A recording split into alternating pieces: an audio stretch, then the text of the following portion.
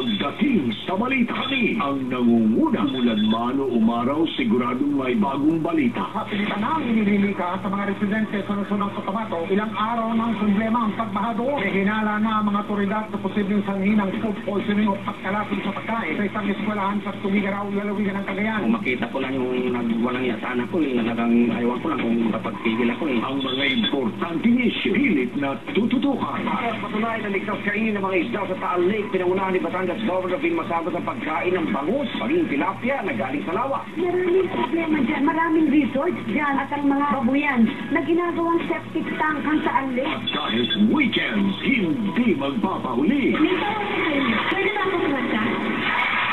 Dating teaser sa bansa si Dara na nagkilala noon bilang Sandara Park. 24 oras, saksi, 24 oras weekend, serbisyong totoo na dapat tutukan sa Pinoy Balitaan. Bunga ang pinapandar niya para manindak sa isang bigwas ng kabao. Action speak louder than words.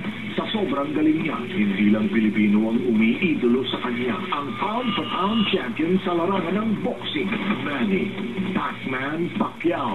8 world titles sa 8 weight division. Tama lang na tawagin kang inspirasyon sa lahat ng mga kapuso sa buong mundo. Ito ang sigaw namin! Bravo!